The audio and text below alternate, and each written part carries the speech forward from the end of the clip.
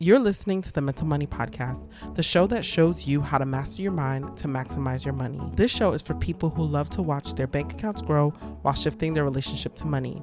Without further ado, let's get these insider insights from today's leading expert.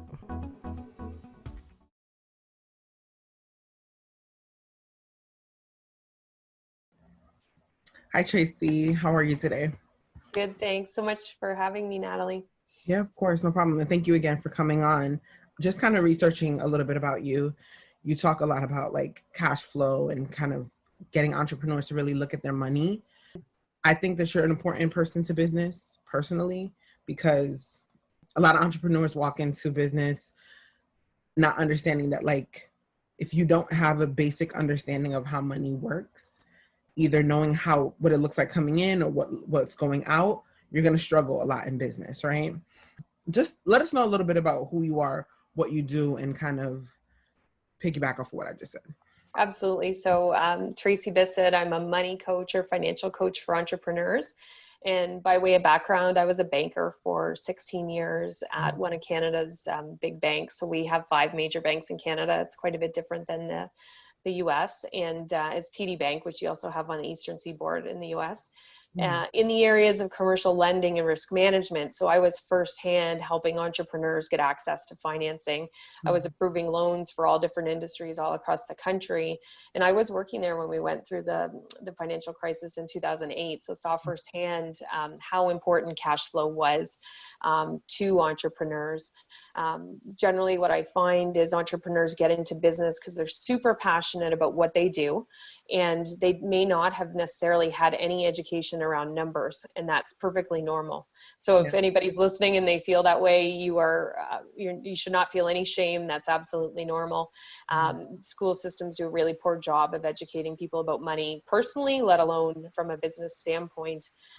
So I highly encourage people who are thinking about starting a business and those who have one, really start with a business plan. And within that, you've got to validate your idea and actually bring it quickly to the market, see if it's something people will pay for. And while you're doing that, you want to work through how much will I charge? How much will I need to spend as I'm running this business? And we're really work through those numbers. And while you may have sales that you project and that you actually achieve, unless people pay you for those products or services, you can go out of business pretty quickly, because it's all about how much money is coming in so that you can pay all the bills that you have. And that's really the crux of cash flow. That's so true. So for the first, I want to say, year and a half of my business, I didn't charge a thing, right? I just wanted to get that proof of concept, wanted to see who would pay for it, get some reviews, build some credibility, work out the kinks, get some criticisms. And I quickly found out that that's not sustainable. Not sustainable. It doesn't work long term. It's not a good long-term strategy. I even had an accountant sit me down, the accountant that I plan on hiring. He sat me down and he's like, hey, if you keep going about things this way, you're not even going to be able to afford me. So, you're right. Money and getting money into the door as quickly as possible is definitely important. I've always told them, like, listen, you are running a business, not a non-profit charity. So make sure that you're charging and understanding what you're charging and what you're worth, what your value is. Exactly. Could you break that down a little bit though? Because some people might charge way above market value for a product that might not sell because it's too overpriced, versus like also underpricing themselves and then not really knowing how to kind of like now elevate their price point because people are satisfied with how cheap they get the product. To that entrepreneur, could you speak to how to price themselves appropriately? We've spoken about this on the podcast in the past, but it might be worth revisiting. Sure. And I usually come at it from 2 different perspectives when I'm talking with entrepreneurs that I coach. So the first thing I want them to do is think about how much does it cost for you to deliver that product or service, and actually write down every single thing. And if you're in a service-based business, most entrepreneurs are not reflecting their time to deliver the service, and you have to, because as you get bigger and you grow, there may be some other people delivering that service, and you're going to need to pay them or they're not going to work for you. So first of all, figure out from the bottom up, how much does it cost? And then you want to tack on an appropriate amount to cover the other things you've got to pay in your business, which we call overhead, like your internet or your utilities, whatever it may be. And then some amount for profit. So what does that get you to? And then you do need to do a scan of the market and see, based on what I am offering and the value that it provides, what will the market bear in terms of the pricing? What are my competitors doing? And it's not that you need to be the cheapest in the market, because if you provide more value, you just need to stand behind that confidently. And just like you said, charging what you're worth. So sometimes when you figure out what is the price that the market will bear based on the value you provide, you'll find that you can't deliver it at an amount that makes you any money. And so then you do need to make some pivots. And it's best to learn that very quickly on in the business. I would say 80% of the entrepreneurs that I work with, and when we start working together, most of them are losing money on every product or service that they sell, because they haven't taken the time to go through that exercise, and they haven't factored in their own time. So no shock, they're not able to get the steady paycheck that they wanted to support the goals and in their personal life, maybe supporting their family, doing all the other things they wanted, because there's just not enough cash flow around. Right. So that should be the first step then, I'm assuming. Yeah. Okay. Absolutely. What's step number 2? So validate the idea, make sure that the financials are going to work from a fundamental standpoint. The other thing I strongly suggest, especially coming from my banking background, is that as soon as you start a business, you should start setting up credit in the company name. So whether that's an overdraft, a line of credit, a credit card, even if you are a sole proprietor, you're unincorporated, still have a separate bank account, separate credit card, keep everything separate, and start getting that credit history built up for the business. At the beginning, you're going to get approved for credit based on your personal credit score, but over time that can change, and you can't all of a sudden not have credit in your business name and then go when you want to increase your size and apply for a bigger loan, because they're going to say, well, who are you? We don't know anything about you. And so start small, get small credit when you're small so it can grow with you. Okay. And so on the banking side, right, just want to pick your brain. When you had some of these people coming in to apply for loans, what were some of the reasons, other than like maybe the not having enough history, that you saw these businesses being rejected for funding, financing, any kind of credit or anything like that? So lack of a fully thought out business plan. So if it is a startup, I mean, it is challenging to get traditional bank financing as a startup, unless your personal credit score is strong, but not having built out that plan. Oftentimes we'll see people after they've had some time in corporate go in and transition to a business, and they will have an easier time because they've got a track record with management experience and running certain things. If there's any red flags in their personal credit history, so if they've been bankrupt before, if they have a history of late payments, all of that kind of stuff will speak to their credibility, as well as not officially in terms of the application and how they'll be evaluated, but if the presentation of the information is not really organized or coherent, that leaves a reputation there with the lender, and you want them thinking that you are a competent, credible business owner, not somebody who's going to talk to their best friend and maybe crying on their shoulder about all of their challenges. If you've had challenges in your business in the past, you do need to speak to them and talk about why that happened, what you learned, and what's going to be different if it should happen again, to demonstrate that you've learned. And I know that it's very important when you're applying for financing to have that cash flow forecast. So in addition to your profit and loss or income statement, your sales and expenses, having that cash flow forecast so they can see how it is that you plan to use the money. That's a good point. Yeah, because I've been through that whole process, and it's a lot. They go through. And it's hard to navigate sometimes. Yeah, no, for sure. As a matter of fact, we hired someone to do it. I wasn't gonna do that. No way. No. But and we actually never even needed the funding, thank God. But yeah, it was a process for sure. And it made you look. It really did make you look at your finances. Like, do we charge enough? Do we make enough? Is there enough? I mean, how much is really going out? So that's a good practice for sure. Yeah, and I think it's better to have more options available. You don't want to come across a problem and it happens tomorrow and you have really no options. If you're doing this cash flow forecast and you can see in 2 months you might have a problem, you can brainstorm and solve the problem a lot of different ways 2 months ahead of time. And so having that financing, even if you don't use it, that's one source to solve it. Being able to grow your business because you've got a brand new opportunity and having money available to do it, all of that allows you to accomplish the goals in your business that you want. So the key is use money as a tool, be ready, have the flexibility, so that you're really in charge of it and the money and the cash flow is not controlling you. Right.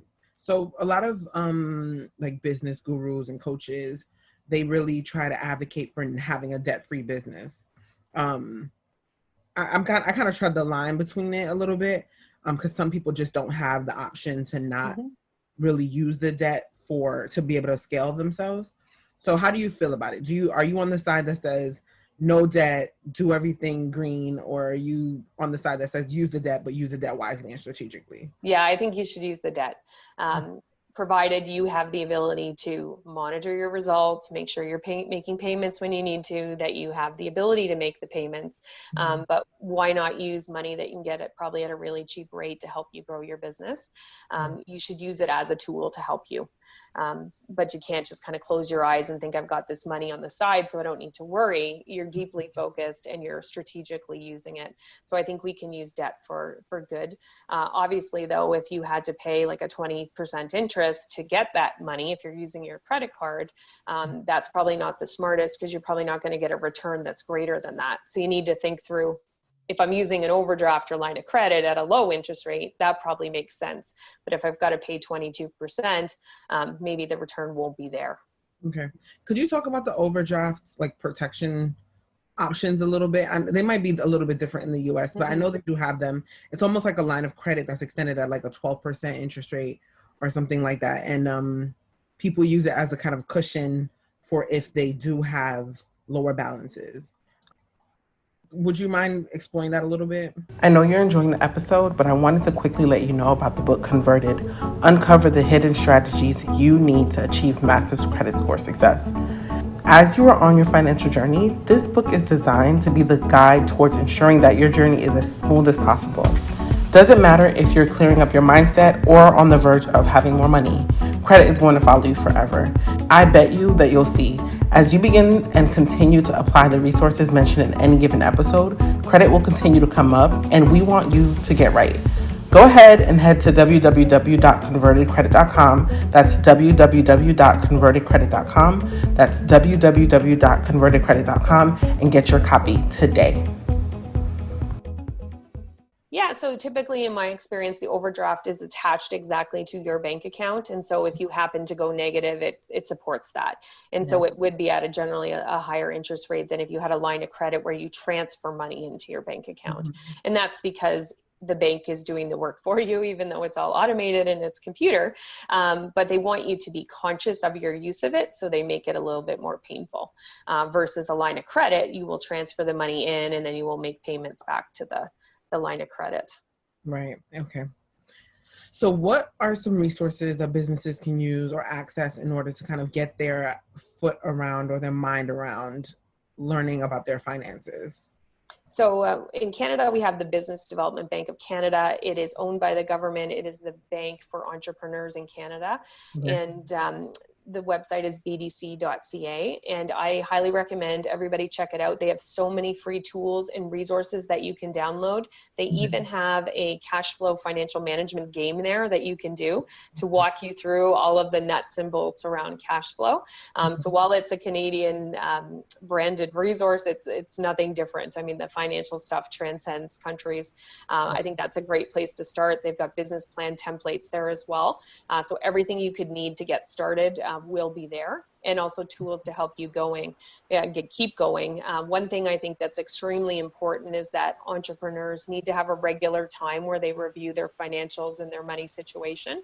So I highly recommend having minimum a monthly meeting, but a weekly meeting is better, where you build it into your calendar and you're having that regular time. So there's no better time than this week. If you're listening, you start today and make it a routine so that you never have this big mountain of stuff you need to learn or get straight. You're just advancing your knowledge as you go along.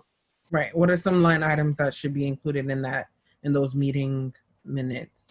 Yeah, so not necessarily that you're going to have minutes, but in your money meeting, you may start with looking at your bank accounts. If you don't have that regular practice, you're going to look at your financial statements.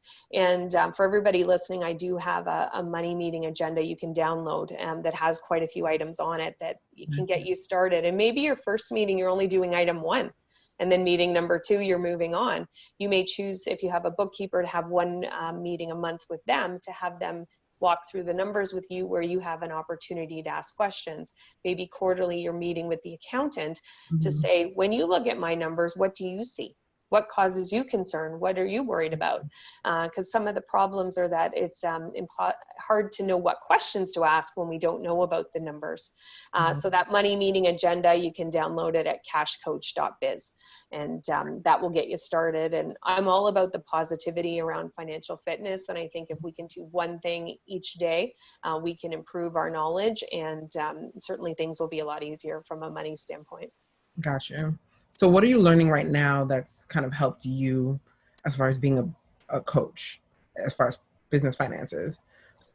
So I think the main thing is adjustment of style. I'm able to adjust between, say, maybe I'm working with a client who has a mechanic garage and they're doing oil changes and fixing cars, versus I may deal with doctors who own medical practices. So being agile to still teach the same concepts, but in a language that's comfortable for everybody, because it's not meant to be something that's intimidating. And so I try to make it fun, try to make it very informal, so that we can get to the heart of the issues in language that they understand. And I get really good feedback from the clients. They know I care about them, and I'm trying to help them learn. And I will explain things all kinds of different ways if that's if the first way I'm doing it doesn't make sense.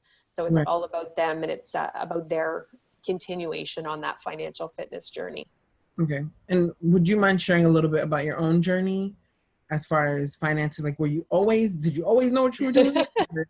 I did, actually. When I was a little kid, I realized very quickly that I loved money, and I wanted to go to the corner store every day in the summer. And I asked my mom for money, and she would only give me money once a week. So I'm like, okay, I'm going to figure this out. So I would have little clubs outside. I would charge little kids. I would have a lemonade stand, little sales, whatever it was.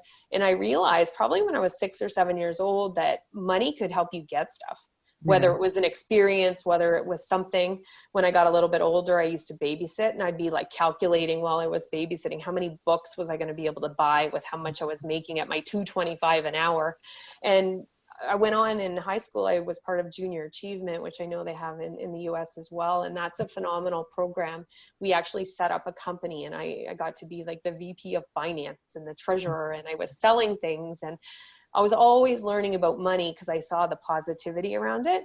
But it really comes back to your own upbringing and what was your experience. And so sometimes people are facing unpleasant experiences around money that you do have to get your head around before you can take the positive steps forward. I went on to business school after I graduated high school, and then thought I would work in the bank for like 1 or 2 years, probably go out and either start a business or work in one of the customers that I was servicing, but stayed there 16 years because it was such a great experience. So when I transitioned in 2016 to entrepreneurship, I had the money part down, but I had to learn all the other things an entrepreneur needs to learn. And so you wear so many hats as an entrepreneur. You have to be confident enough to ask for help, know what you don't know. And sometimes you've got to bring in other resources, because you just cannot advance your business if you're doing everything yourself.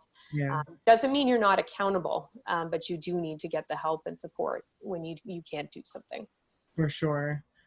Okay, so I'm going to play devil's advocate for a second. Sure. You said that you realize that you love money. That is a little taboo in some spaces because even from like a religious perspective, like I grew up in a very religious household, and there's a concept that the love of money is like the root of all evil. And I know that money is important.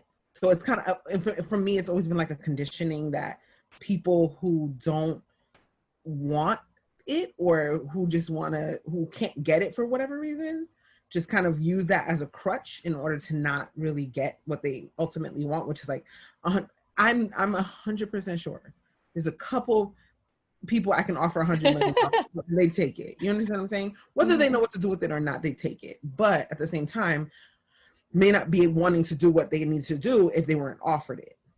So how did you get to the point where you are comfortable enough? Like that, I think it takes comfort to say that you love money and that you're comfortable with money, and you are familiar with it and you're okay with it.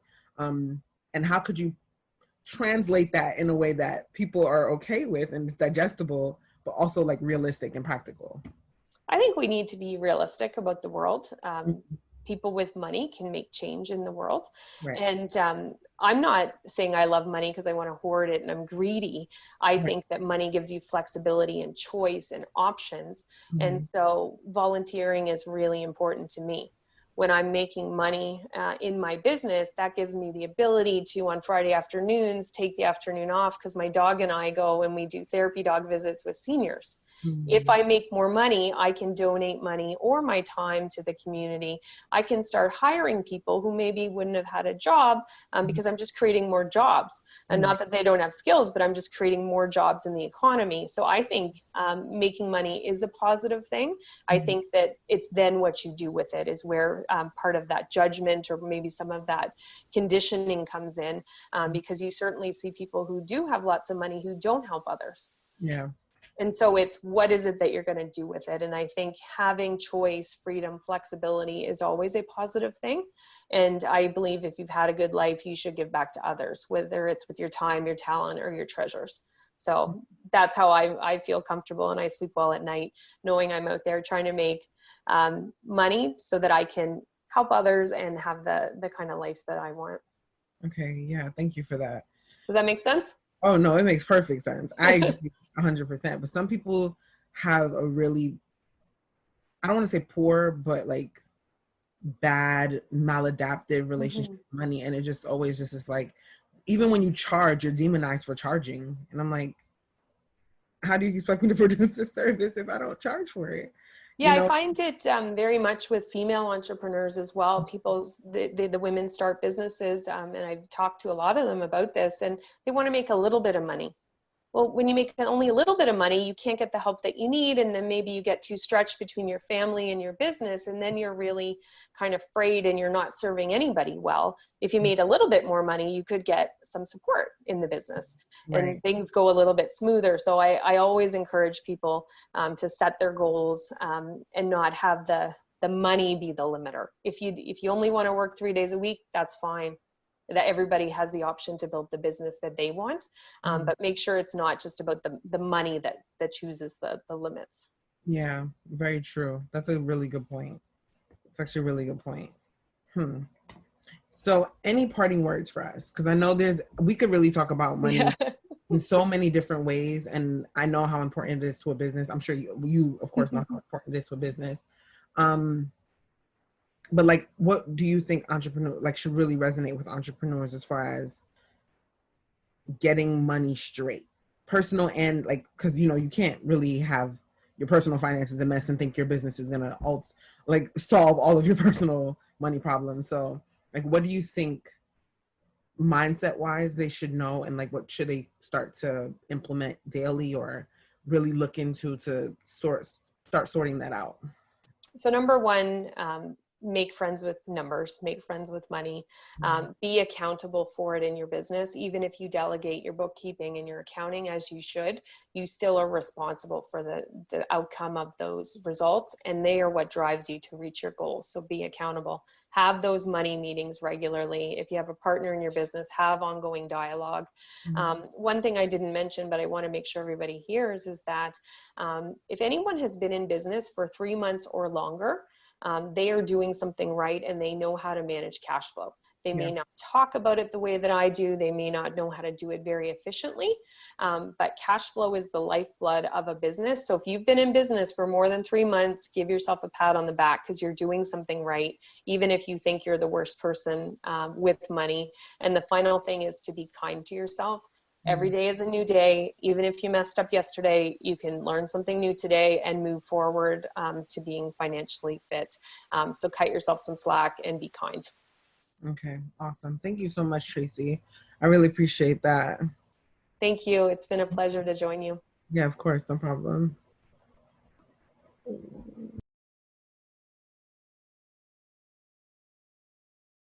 Thank you so much for listening to the Mental Money Podcast. Please go ahead and remember to subscribe, but don't hoard all of this good information for yourself. Share this information with someone that you know could use it, especially if they need a shift in their mindset or someone who would love to have more money. So until we meet again, remember, like Uncle Snoop said, keep your mind on your money and your money on your mind.